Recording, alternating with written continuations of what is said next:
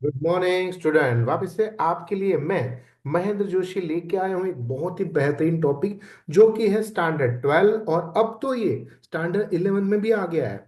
That is प्रेसी writing जिसको हम संक्षेपीकरण कहते हैं। तो प्रॉब्लम ये है कि ये आपको अब आ रहा है इंग्लिश पैराग्राफ का गुजराती में कन्वर्ट करो एंड गुजराती का 1/3 करो। यानी कि ये जो 5 प्रॉब्लम है, यानी कि ये जो 5 मार्क का प्रॉब्लम है वो सबसे जेन्युइन सबसे मुश्किल तरीका है।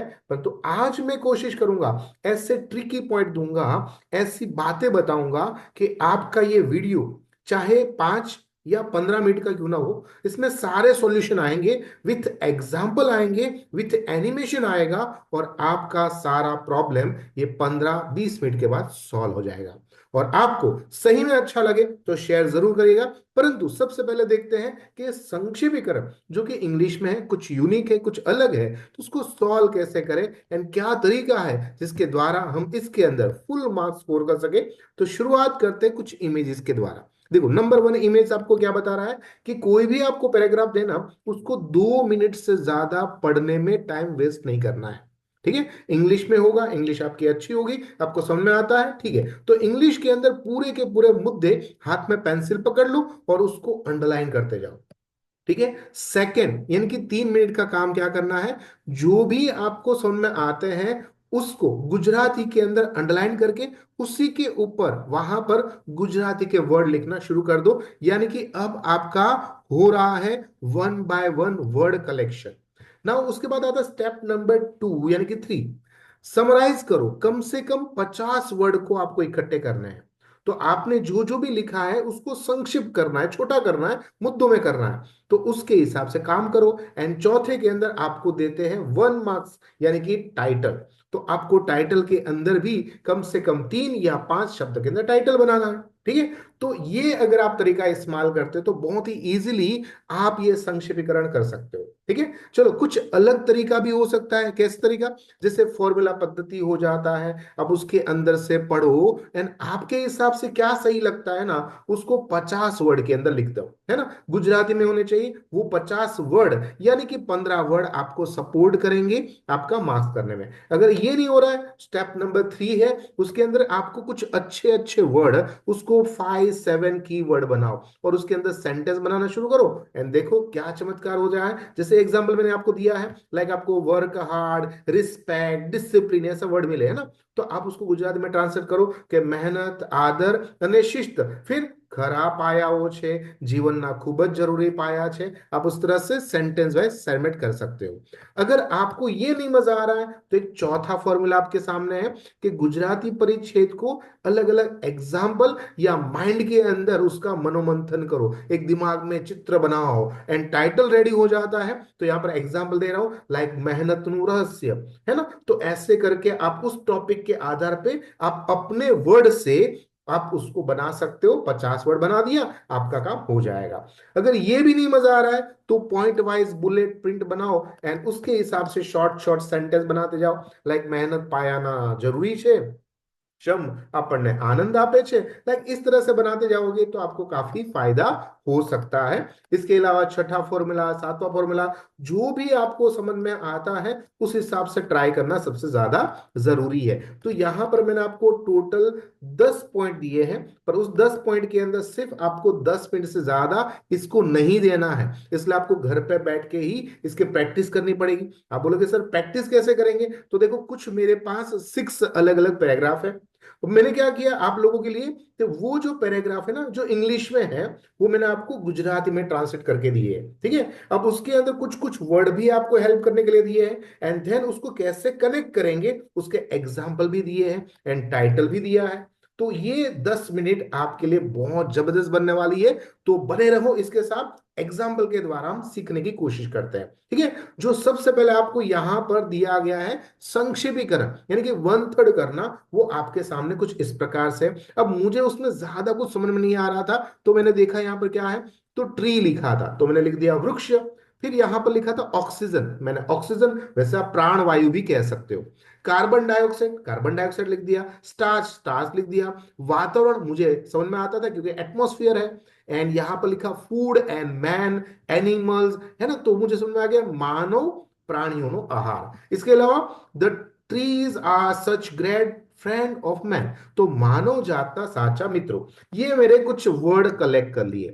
अब वर्ड कलेक्ट करने के बाद मैंने उसका पूरा ट्रांसलेशन થોડી આપણી ભાષામાં કરને કી કોશિશ કિયા કે વૃક્ષો આપણને જીવનની અંદર ઓક્સિજન આપે છે, હે ને, અને આપણા જીવનની અંદર જે ખરાબમાં ખરાબ વાયુ છે એ કાર્બન ડાયોક્સાઇડ લઈ લે છે, એ પોતાના જીવનની અંદર અલગ અલગ સ્ટાર્ચ ઉત્પન્ન કરે છે અને વાતાવરણને શુદ્ધ બનાવે છે. વૃક્ષો માનવ અને પ્રાણીઓનો આહાર માટે પણ મદદરૂપ થાય છે. આમ આપણા જીવનમાં मानव जात ना साचा मित्रों कौन छे? तो कि वृक्षों छे. बस इस तरह से आपको कार्य करना है. तो देखो आपके लिए मैंने क्या किया, ये पूरा पैराग्राफ का गुजराती ट्रांसलेशन करके दिया ताकि आपको कंफ्यूजन ना हो. एंड आपको आंसर भी दिया है कि वृक्षों मानव माटे अत्यंत महत्वपूर्ण छे. તે ઓક્સિજન પુનઃ પ્રાપ્ત કરી અને હવાની અંદરનો જે પુરવઠો છે એને ચાલુ રાખે છે. કાર્બન ડાયોક્સાઇડ શોષી લે, મતલબ એબ્ઝોર્બ કરી લે છે અને સ્ટાર્ચ ઉત્પન્ન કરે છે, મતલબ ખોરાક બનાવે છે. લીલા પાંદડા કે પાંદડીઓ માનવ જીવન માટે ખૂબ જ જરૂરી ખોરાક એને સ્ટાર્ચ બનાવે છે, જે મનુષ્ય પ્રાણીઓના આહારનો આધાર છે. આથી વૃક્ષો માનવ જાતના ખરેખર સાચા મિત્રો છે. अब ये हो गया हमारा काम. अब इसके अंदर कम से कम स्पेलिंग मिस्टेक आए उसको आपको खास ध्यान रखना है. दूसरा, शीर्षक बिल्कुल भी भूलना नहीं है. शीर्षक लिख देना है जो कम से कम लगभग 3 से 5 वर्ड का होना चाहिए और उसमें भी स्पेलिंग मिस्टेक नहीं होनी चाहिए. तो इस तरह से शीर्षक दे दिया, वृक्षों मानव जीवन के सच्चे मित्र यानी कि साचा मित्रों. तो देखो ये ट्रिक कैसी लगी? आई थिंक आपको बहुत मजा आया होगा. एंड इसी तरह से और एक प्रैक्टिस करनी है. हाथ में पेन पेंसिल लेकर अब ट्राई करो एंड देखते हैं ये क्वेश्चन का आंसर आपको कितना अच्छी तरह से आता है. We sometime think it would be a very nice to have no work to do. How we are each rich people who have not to work for the living but can do what they please all the year around.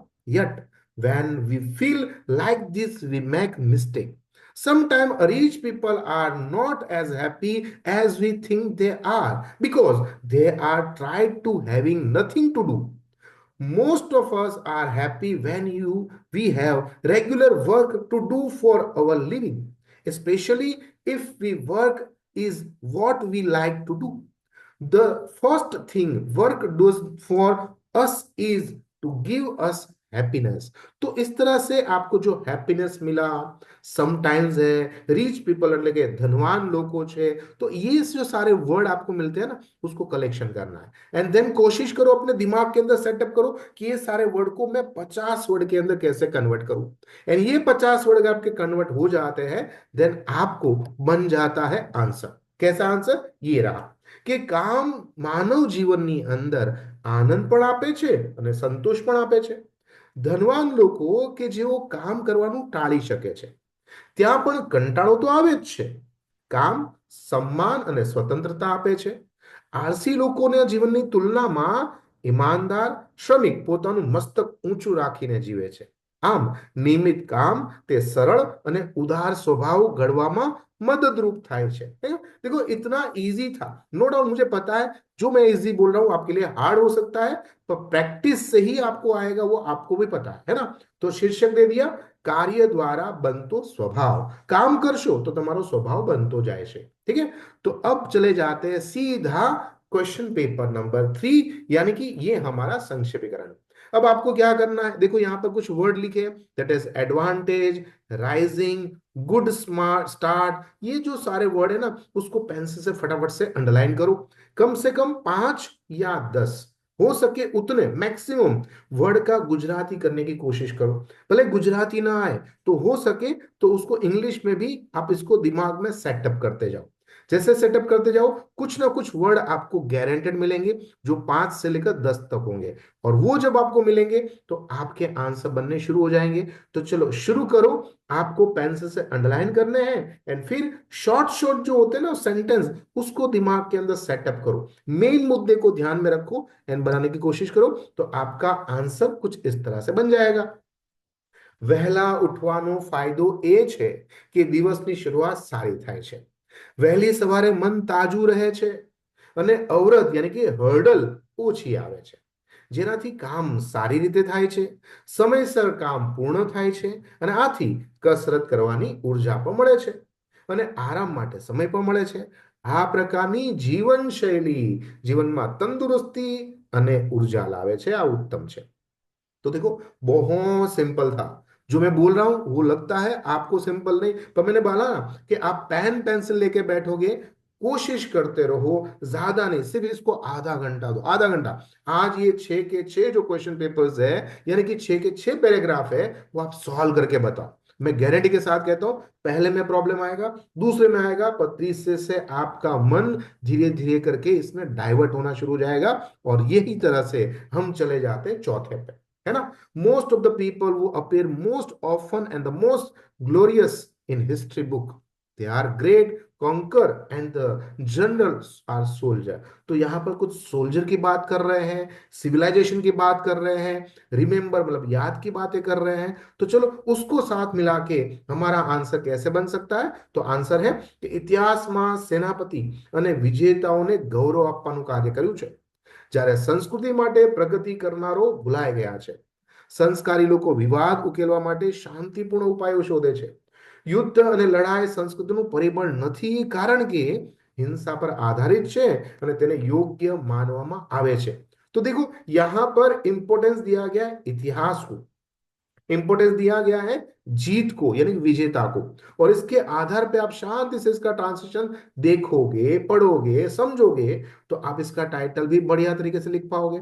तो मैं क्या कहता हूं कि ये जो most important 5 6 paragraph दिए हैं, उसको मस्त ध्यान लगा के पढ़ो और भगवान से प्रार्थना करो कि यही आपके 6 के 6 आ जाए, और उसमें से एक आपका मिल जाता है तो आपके पूरे 5 मार्क्स मिलने की संभावना बन जाती है। नाउ इसके बाद आता है पेपर नंबर 5, यानी क्वेश्चन पेपर के अंदर से लिया गया है पैराग्राफ नंबर 5।